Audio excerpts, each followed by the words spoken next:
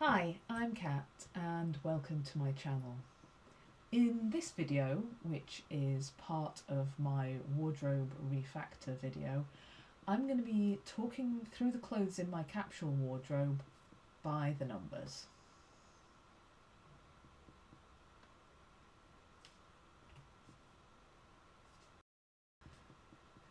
Beware, this video is going to contain a lot of pie charts, but also perhaps maybe like a couple of fun visual artifacts that come from me trying to do green screen while also having kind of greenish hair.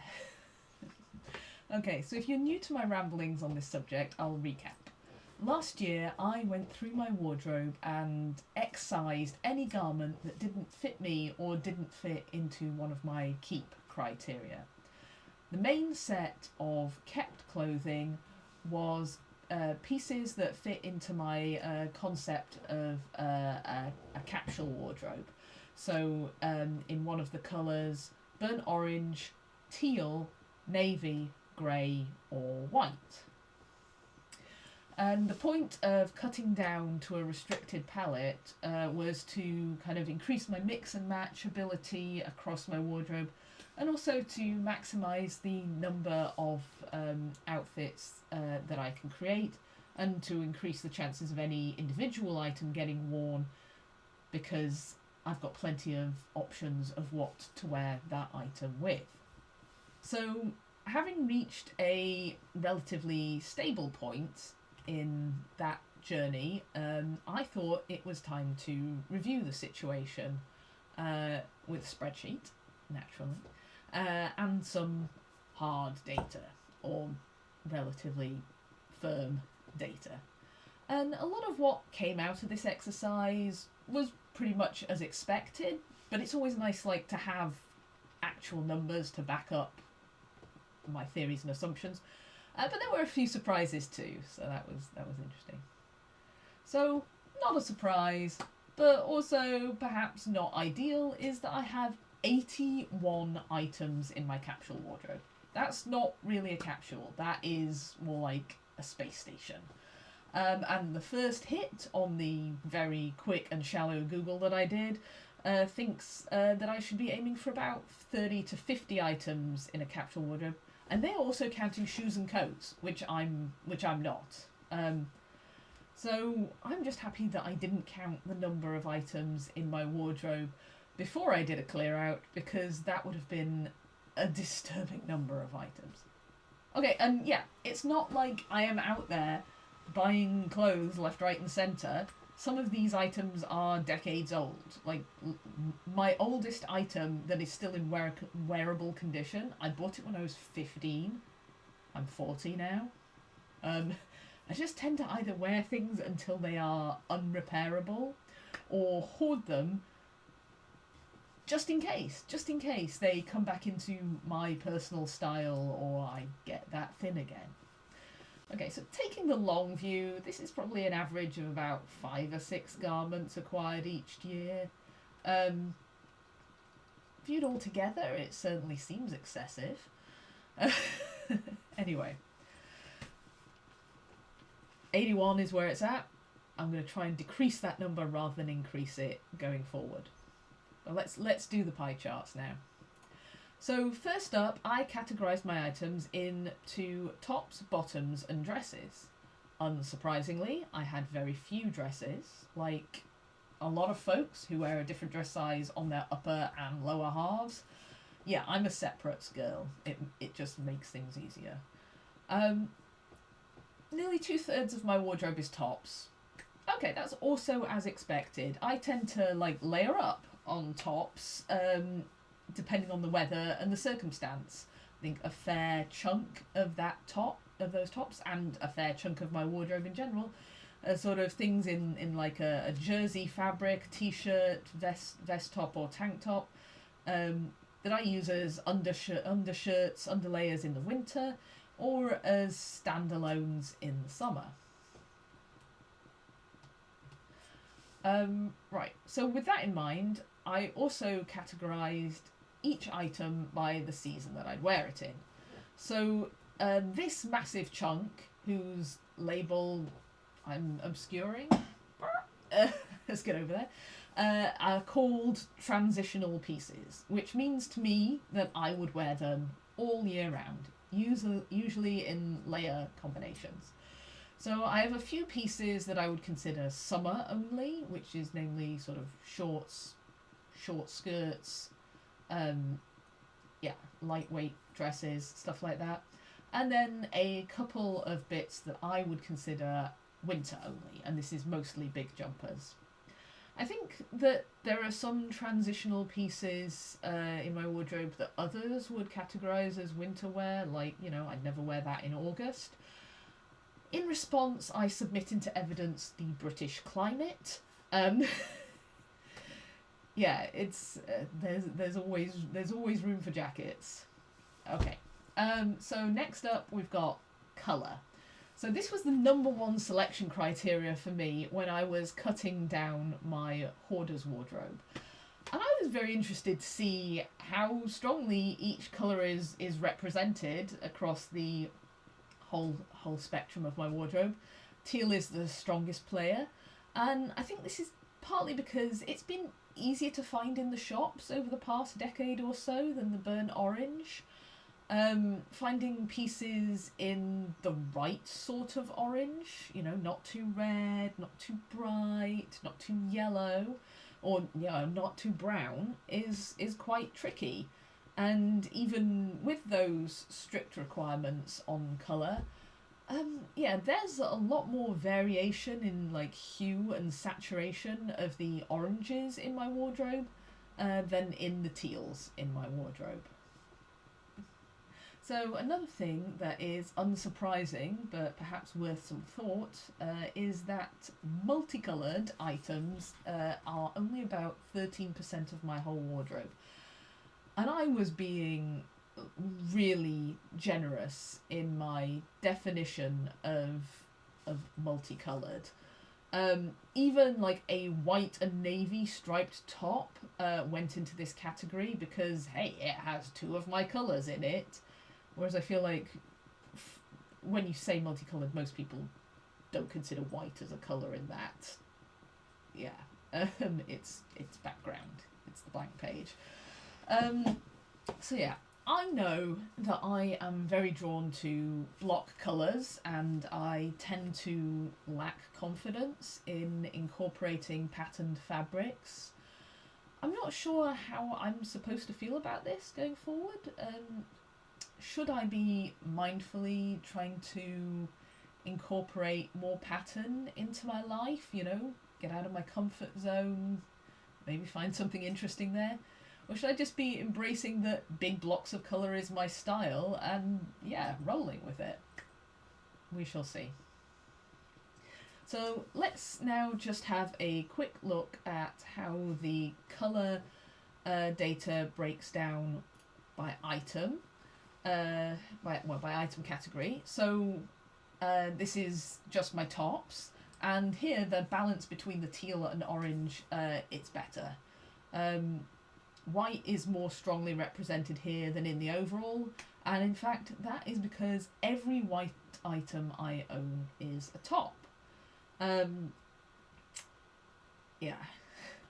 So here in bottoms is the teal-orange inequality again. I'm not saying that I think every colour should be equally represented everywhere, but it would be nice to have like a long skirt and trousers that add some orange options here.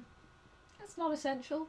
I think the idea that my wardrobe is primarily cool colours with that warm orange as the sparingly used accent colour works for me pretty well. I given what I said earlier about orange, all my oranges being subtly different, I think that perhaps I don't actually often wear two orange items together in an outfit, whereas I will wear two slightly different teals together in an outfit. That works. Here. So I have no white bottoms, and in fact, no white dresses either. I think it's because I feel like bottom half garments are more likely to get grubby hems or generally get mucky. Like, case in point, the last white dress that I wore to my wedding, yeah, has an absolutely filthy hem and first 3 or 4 inches. I never actually washed it or had it dry cleaned after my wedding for nostalgia's sake, I suppose. You know, that mud was there. It's part of the story. It was an outdoor wedding. And I guess as like human body cells replace every 7 years, and I've been married for longer than that. Yeah, technically the dress and the mud were there, but I wasn't there. Is that my get out of jail free card maybe? Okay.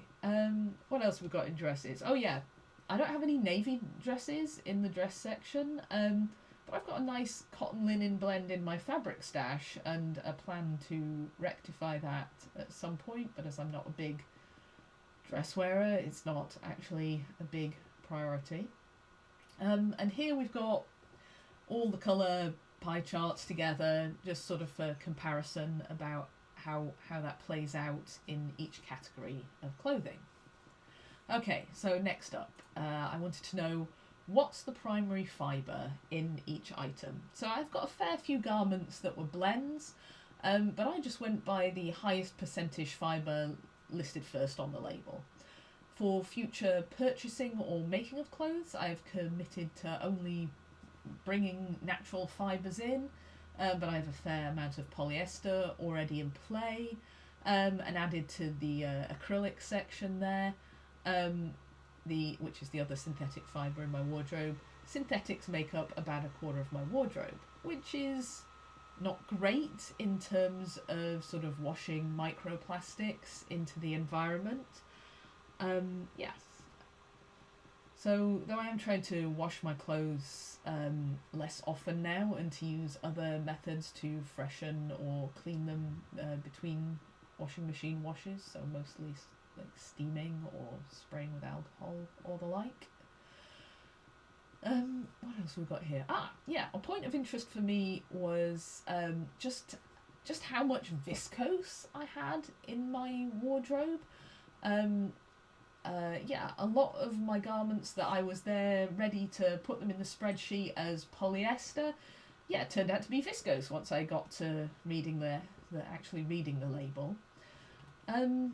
So viscose or rayon is plant-based from trees. I think it's counted as a semi-synthetic because the process of making it can be really quite terribly polluting. So not all viscose is created equal in this regards in terms of its environmental friendliness. I'm counting it for my purposes as non-synthetic in the terms of the potential for it to wash microplastics into the environment.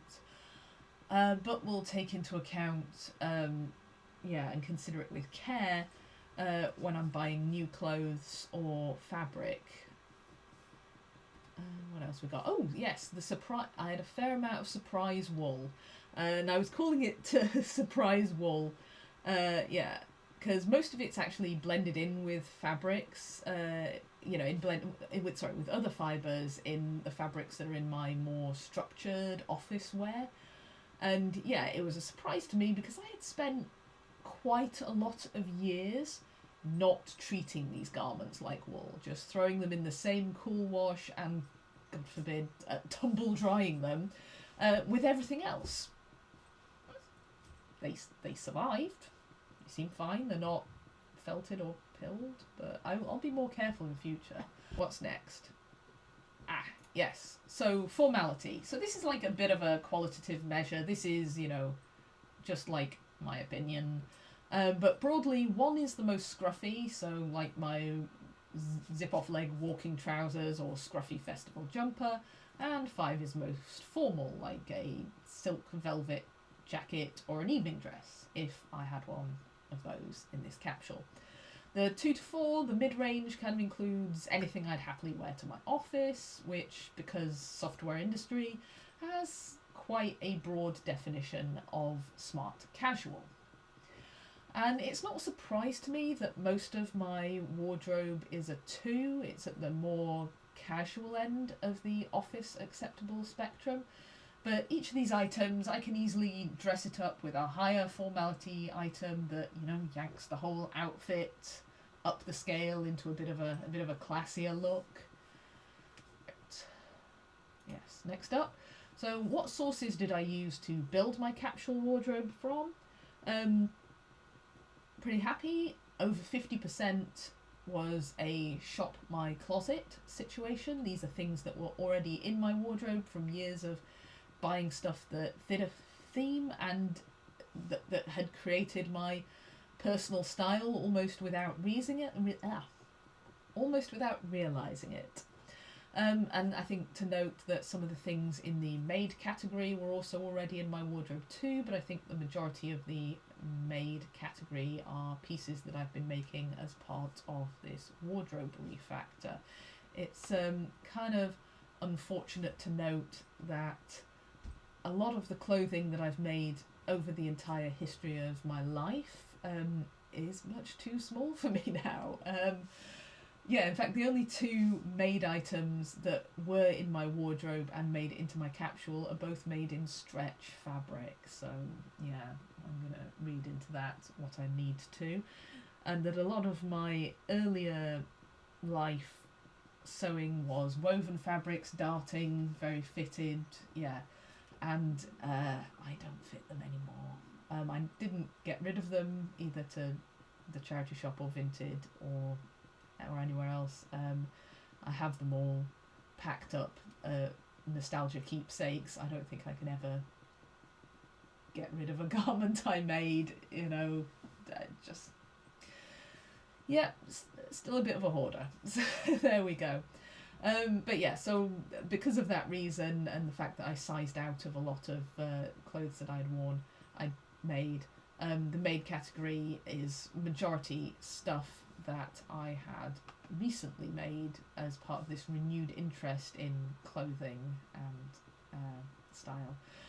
And my whole wardrobe refactor journey. Oh yeah, made also includes refashioned, so some of the things in there were originally bought garments.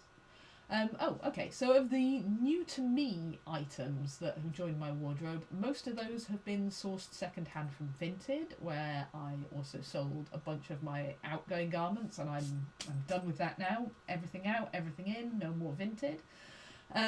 But I've also bought some new items, but these have been basic items to fill a gap rather than any sort of statement piece. And they've all been fair trade cotton, mostly t-shirts actually. I had to admit that a lot of my other t-shirts were too small for me too. Right, so last up on the set of graphs, not a pie chart, just for variety's sake, where were my garments made? So this graph doesn't include any garments made by me, and there's also a large chunk of garments which have unknown origin, either because the label's been cut off, or it's not on the label, or the label's faded out. And yeah, it's unsurprising that the vast majority of these were made in Asia. I was a little surprised to see a couple of made in the UK garments. I had assumed that we as a country import all of our high street clothing. And yeah, the UK made item came from what I would consider the fastest fashion brand I've ever bought from. From ASOS. So there we go. Right, yeah, I think a lot of my built up over time wardrobe is from high street retailers like Monsoon, who seem to mostly favour factories based in India, or department stores like Marks and Spencer, who will have a lot of Bangladesh on their labels. Formulating my rules for future purchasing of items, I'd considered the environmental cost and ruled out synthetic fibres, but not the environmental cost of the distance travelled by the item. I'd also not considered the human cost of the item. I had, like everyone, been aware that a lot of garment production is done in Asia and often under poor conditions and for scandalously low wages. Perhaps I'd told myself that by shopping at the slightly more pricey end of the high street, one of the things I was paying for was that the company would use a more reputable factory, perhaps. Yeah, but that feels like a lie that I told myself to make myself feel better. And yeah, sitting and reading every single label on my clothes and listing out the individual countries made that part of things feel a lot more real. So there's a difference between saying to myself, hey, these clothes were made somewhere else, probably Asia, and saying, this dress came from India, this top came from Bangladesh, this skirt came from Turkey. And seeing Bangladesh so strongly represented there is also something to think about, because you can't think about Bangladesh in the context of garments without remembering the huge factory collapse that they had in 2013, and it's like the deadliest factory collapse in history. And when I went to Wikipedia to learn more about that incident, the very top of the page linked me to another Bangladeshi garment factory collapse in 2005, and going on through to that page led me to another Wikipedia page and an article about a garment factory fire in 2012 in Bangladesh. And this is all, during the period when I was blithely filling up this wardrobe of clothes from companies that were using garment factories in Bangladesh. So yeah, how to be more conscious of this in my future purchases of clothes and fabric? This is work to do. Just looking at the country of origin on the label isn't enough to tell whether the garment came from a safe, well-regulated, well-paid factory in that region, or from an absolute sweatshop. More research I think is needed from me in this regard on the best way to do my due diligence here, because I think that adding that rule to my due diligence is going to have to happen. At the moment I don't feel like I'll be buying any new clothes for a while yet, but best to be prepared with a plan of action for when we get there. So that kind of concludes the graphs portion of this video. So yeah, I highly recommend sort of the data numerical approach as a way of looking at your wardrobe, just to gain a better understanding of yourself and of the garment industry, and of the reality of these items in our houses that we take for granted, really. I certainly found it a very interesting exercise to do for myself. I'll be back with more stuff on my wardrobe refactor, and I do have a cunning plan for the future use of the data in this spreadsheet that's certainly of interest to me and maybe of interest to you. So if you want to hear more of me talking about clothes as a very non-stylish, non-expert person, please do like and subscribe and ring the bell and comment and all of the other things. But until then, most importantly, make sure you have a smashing day.